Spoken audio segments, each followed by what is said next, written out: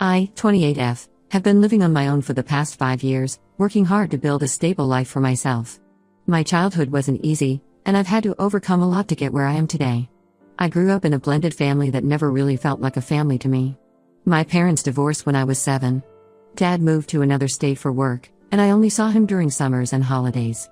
Mom struggled as a single parent for a few years, working 2 jobs to keep us afloat. When I was 10, she met Marcus, 52M, at a community fundraiser. They hit it off immediately, and within a year, they were married. Marcus already had 2 kids from his previous marriage, Ethan, 30M, and Lily, 26F. Their mom had passed away when they were young, so they lived with Marcus full-time. I was excited at first, thinking I'd have a new dad and siblings. But things didn't turn out as I'd hoped. From the beginning, it was clear that Ethan was the golden child in Marcus's eyes. He was a star athlete in high school, always bringing home trophies and making Marcus beam with pride. Lily and I got along well, but she was quieter and often faded into the background. My mom tried to balance things out, but she often ended up siding with Marcus to keep the peace. I remember one Christmas when I was 14. I had asked for a laptop for school, while Ethan wanted the latest gaming console. Come Christmas morning, Ethan got his console, and I got a refurbished desktop computer that could barely run the software I needed for my classes. When I expressed my disappointment, Mom just said, "We'll upgrade it soon, honey," but that never happened. As we grew older, the preferential treatment became more apparent. Ethan got driving lessons and a car for his 16th birthday. When my 16th came around, I was told I could use Mom's old car if I needed it. For prom, Ethan got a designer tux and limo rental. I had to buy a second-hand dress and carpool with friends. The disparity was most evident when it came to college. Ethan got a full ride from our parents, including tuition, accommodation, and a generous monthly allowance. When it was my turn to go to college, I was told that the college fund had been depleted. I had to take out student loans and work part-time jobs to make ends meet. Despite the unfair treatment, I worked hard and graduated with honors. My first job out of college was as a junior copywriter at a small marketing firm. The pay wasn't great, but it was a foot in the door. I lived in a tiny studio apartment and ate ramen more often than I'd like to admit, but I was determined to make it on my own. Over the next few years, I slowly climbed up in my career. I switched companies twice, each time for a better position and pay.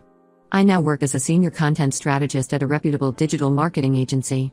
I have a decent 1-bedroom apartment in a nice part of town and a job that I genuinely enjoy. I've also managed to pay off most of my student loans, which feels like a huge achievement. Throughout this time, my relationship with my family remained strained.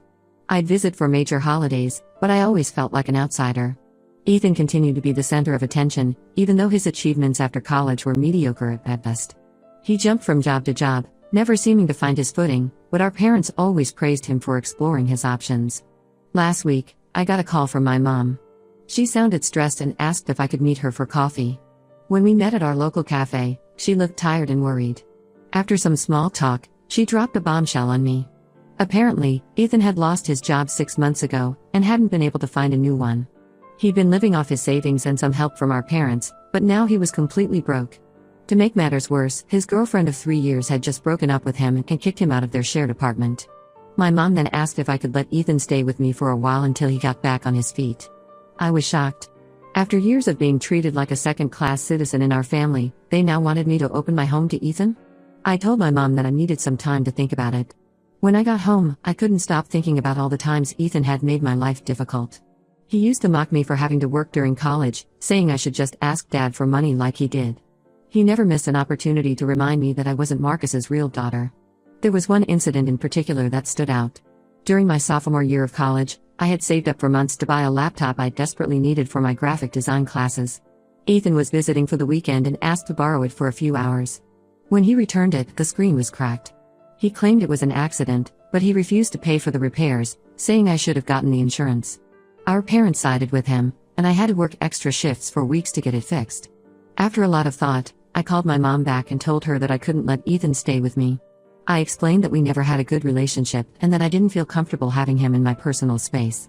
My mom got upset and said I was being selfish. She reminded me of all the times they had helped me, which weren't many, to be honest. Marcus called me later that day and berated me for refusing to help family. He said that Ethan was going through a tough time and needed support. He brought up how they had always been there for me, conveniently forgetting all the times I had to fend for myself. I stood my ground and told him that I wasn't responsible for Ethan's problems. Now, my entire family is mad at me. My mom keeps sending me guilt-tripping texts, saying things like I thought we raised you better than this and family should always come first. Marcus has been telling other family members that I'm heartless and ungrateful. Even some of my extended family members have reached out to tell me I should reconsider. My Aunt Carol, who I've always been close to, called me yesterday. She said she understood why I was hesitant but suggested I give Ethan a chance. She reminded me of how she had taken me in for a summer when things were really tough at home during my high school years. I appreciated her kindness, but I also reminded her that my situation with Ethan was different. I feel like I'm justified in my decision. I worked hard for everything I have, and I don't think I owe Ethan anything. My apartment is my safe space, and the thought of having Ethan there makes me anxious. Plus, knowing Ethan, I'm worried that if I let him stay for a while, it would turn into an indefinite arrangement. But the constant pressure from my family is making me doubt myself. Am I being too harsh? Should I give Ethan a chance despite our past? Am I the asshole for refusing to let my stepbrother move in with me? Update 1. It's been about 3 weeks since my last post, and a lot has happened. First of all, thank you to everyone who commented and offered support. Your words really helped me stand firm in my decision. A few days after I refused to let Ethan move in, my mom showed up at my apartment unannounced. I had just gotten home from work and was about to start making dinner when I heard the doorbell. When I opened the door and saw my mom standing there, looking tired and upset, I knew this wasn't going to be a pleasant visit. I invited her in, and we sat down in my small living room. She started crying almost immediately, begging me to reconsider my decision about Ethan. She said that he was sleeping on their couch and that it was causing problems between her and Marcus. Apparently, Marcus was stressed about having Ethan back home and was taking it out on my mom. She looked so defeated as she told me this, and for a moment, I felt a pang of guilt. But then I remembered all the times I had needed their support and didn't get it. Like when I had to skip my best friend's wedding because I couldn't afford the trip, and they refused to help me out. Or when I had a health scare last year and had to deal with it alone because they were too busy planning Ethan's elaborate 30th birthday party. I took a deep breath and told her again that I wasn't going to let Ethan stay with me. I explained that while I sympathized with their situation, I wasn't comfortable having Ethan in my personal space. I also pointed out that Ethan was a grown man and should be able to figure out his own living situation. That's when my mom dropped another bombshell. She confessed that the reason they were so desperate for me to take Ethan in was that Marcus had lost his job too. Apparently, the company he worked for had been downsizing, and Marcus was one of the employees let go. They were struggling financially and couldn't afford to support Ethan anymore. I was shocked. I asked my mom why they hadn't told me about Marcus losing his job before. She said they were embarrassed and didn't want me to worry. She also admitted that they had hoped Ethan would find a job quickly and move out, but that hadn't happened. I felt a mix of emotions, anger at being kept in the dark, sympathy for their situation, but also frustration that they still expected me to solve their problems. It was like being a teenager again, watching them bend over backwards to help Ethan while expecting me to just figure things out on my own. I told my mom that while I was sorry about their situation, it didn't change my decision. I suggested that Ethan could look for a roommate or a cheaper place to rent. I also recommended some job search websites and local employment agencies that might be able to help both Ethan and Marcus. I even offered to help Ethan update his resume if he wanted, thinking maybe this could be a way to help without having to let him move in. My mom left feeling dejected, but I felt like I had made the right choice. However, the drama didn't end there. A few days later, I got a call from Ethan himself. It was the first time we had spoken directly in years. The last time we had a real conversation was at our grandmother's funeral 2 years ago, and even then, it was just awkward small talk. Ethan started off by apologizing for how he had treated me in the past. He said he realized how unfair it had been and that he was truly sorry. He talked about how losing his job and going through a breakup had made him reevaluate his life. For a moment, I felt a glimmer of hope that maybe we could start to mend our relationship. But then Ethan's true colors showed. He said that since he had apologized, I should let him move in with me. He even had the audacity to say that I owed him for all the times he had protected me in high school, which never happened, by the way. When I refused again, he got angry and started yelling at me over the phone. He called me selfish and ungrateful, saying that I had always been jealous of him and that I was enjoying seeing him struggle. I hung up on him mid-rant. It was clear that his apology wasn't sincere and that he was just trying to manipulate me. This incident only reinforced my decision to keep my distance from him. The family pressure has intensified since then. My Aunt Carol, who had initially been understanding, called me again to say that I should be more compassionate because family is family. My younger cousin messaged me on Facebook, saying I was being mean to Ethan and that I should remember all the good times we had growing up, which were few and far between, to be honest. Even my dad, who usually stays out of family drama, called me. He said that while he understood my position, he thought I should consider helping Ethan out, if not by letting him move in, then maybe by lending him some money. I was hurt that even my dad, who knew how I had struggled, was asking me to help Ethan. It seems like the whole family has taken sides, and most of them are not on mine. I've been getting passive-aggressive comments on my social media posts, and family members have been coincidentally running into me around town to talk about the situation. Despite all this, I'm staying firm in my decision. I've decided to take a break from social media and have limited contact with my family for now. It's not easy, but I know it's necessary for my mental health. I'm focusing on my work and my own life. I've started volunteering at a local animal shelter on weekends, which has been a great way to de-stress and meet new people outside of my family drama. I'm also considering adopting a cat, something I've always wanted to do but couldn't because Ethan is allergic and it might have prevented him from visiting, not that he ever did it anyway. I'll update again if anything significant happens.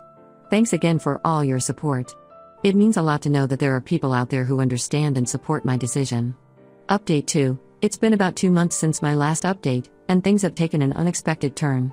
About 3 weeks ago, I ran into my stepsister, Lily, 26F, at a coffee shop. Lily is Marcus's daughter from his first marriage, but unlike Ethan, she and I always got along well. We weren't super close growing up, but we understood each other. She was often overlooked in favor of Ethan, much like me. Lily moved to another state for work a few years ago, so we hadn't seen each other in a while. When I saw her at the coffee shop, it was a pleasant surprise. We decided to catch up over coffee, and that's when I learned some shocking information. Lily told me that Ethan had been lying about his job situation. He hadn't lost his job 6 months ago as he claimed. In reality, he had quit his job almost a year ago because he thought he could make it big as a day trader. Apparently, he had attended some get-rich-quick seminar and was convinced he could make millions by trading stocks. Ethan had blown through his savings trying to get rich quick in the stock market. When he ran out of money, he started borrowing from our parents, telling them he was just going through a rough patch while job hunting. Lily found out because Ethan had tried to borrow money from her too, but she refused. I was furious when I heard this. All this time, my family had been pressuring me to help Ethan, and it turns out he had created this situation himself through his own poor decisions. I felt betrayed and manipulated. Lily also shared that she had tried to talk to our parents about Ethan's behavior, but they wouldn't listen. They kept making excuses for him, saying he was just going through a phase and would figure things out eventually. I decided to confront my parents with this information. I called them and asked if we could meet. When we did, I told them everything Lily had told me. To my surprise, they already knew most of it. They admitted that they had found out about Ethan's day trading fiasco a few weeks after I refused to let him stay with me. I asked them why they hadn't told me the truth. My mom broke down crying, saying they were ashamed. She said they had hoped Ethan would turn things around and they wouldn't have to tell anyone about his mistakes. Marcus, on the other hand, tried to defend Ethan, saying he was just trying to better himself and that his intentions were good. This led to a heated argument between us. I told them how hurt I was that they had lied to me and tried to manipulate me into taking care of Ethan. I pointed out how unfair it was that they always expected me to be the responsible one while enabling Ethan's bad behavior. I brought up all the times they had let me struggle on my own while bailing Ethan out of his problems. I reminded them of how I had to work multiple jobs to pay for college while Ethan got a free ride. I talked about how I had to figure out how to afford my first apartment on my own while they helped Ethan with his rent whenever he was short. The conversation ended with me telling them that I needed some time away from the family to process everything. I've decided to go low contact with them for now. It's not easy, especially with my mom constantly trying to reach out, but I know it's necessary for my mental health. As for Ethan, I heard through Lily that he's finally gotten a job at a local supermarket. It's not much, but at least he's working. He's still living with our parents, but apparently, they've given him an ultimatum to find his own place within the next 3 months. Part of me hopes this will be the wake-up call he needs, but another part of me is skeptical that anything will really change. This whole situation has been a wake-up call for me about the dynamics in our family. I'm starting to realize that I need to set stronger boundaries. I'm considering seeing a counselor to help me navigate these family issues and to work on building a healthier relationship with myself. I'm grateful for Lily for being honest with me. We've been talking more regularly now, and it's nice to have at least one family member I can trust. We're planning to meet up for dinner next week to catch up properly. I'll update again if there are any more developments. Thank you all for your continued support. Update 3. It's been about 6 months since my last update, and I wanted to share some final thoughts on this situation. After going low contact with my family, I focused on my own personal growth. I started seeing a counselor, as I mentioned in my last update, and it's been incredibly helpful. We've been working on setting healthy boundaries and dealing with the lingering effects of my childhood experiences. It's been a challenging process, but I'm starting to feel more confident in my decisions and less guilty about prioritizing my own well-being. About 2 months ago, my mom reached out to me. She left a voicemail asking if we could meet and talk. I was hesitant at first, but after discussing it with my counselor, I decided to give it a chance. We met at a neutral location, a park near my apartment. To my surprise, my mom came alone, without Marcus. She apologized for how they had handled the situation with Ethan and for not being more supportive of me over the years. We had a long, honest conversation about our family dynamics. It was difficult, but also cathartic. She admitted that they had always expected more from me because I seemed more capable, which wasn't fair. She also acknowledged that they had enabled Ethan's behavior for far too long. While we're not completely okay, we're slowly rebuilding our relationship. We've started having weekly phone calls, and she's making an effort to ask about my life and interests without bringing up Ethan or family drama. It's a small step, but it feels like progress. Marcus, on the other hand, has remained distant. He's still upset that I didn't help Ethan, but I've come to terms with the fact that I may never have a good relationship with him. My mom told me that he and Ethan had a big argument recently, which led to some tension in their household. I'm trying not to get involved in that situation. Speaking of Ethan, he's finally moved out of our parents' house. He's sharing an apartment with a coworker from the supermarket and seems to be slowly getting his life together. My mom mentioned that he's enrolled in some online classes to improve his job prospects. We're still not on speaking terms, and honestly, I'm okay with that. Maybe someday we'll be able to have a civil relationship, but for now, I'm comfortable keeping my distance. Lily and I have grown much closer over these past few months. She's been a great support system, and we're planning a sister's trip next summer. We've been sharing our experiences growing up in our blended family, and it's been healing to know that I wasn't alone in feeling overlooked. As for me, I'm doing well. I've gotten a promotion at work to team lead, which comes with more responsibilities but also a nice pay raise. I've started taking photography classes in my free time, something I've always wanted to do but never had the time or money for before. I adopted that cat I mentioned in my last update, a sweet tabby named Milo who's become my constant companion. I'm learning to prioritize my own well-being and happiness.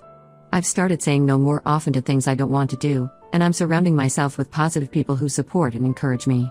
This whole experience has taught me a lot about standing up for myself and not letting others' expectations dictate my life. It wasn't easy, but I'm proud of myself for holding my ground. I've realized that sometimes, the healthiest thing you can do for yourself is to create some distance from toxic family dynamics. I'm not sure what the future holds for my relationship with my family. I'm taking it one day at a time, setting boundaries where needed, and allowing myself to hope for better days ahead.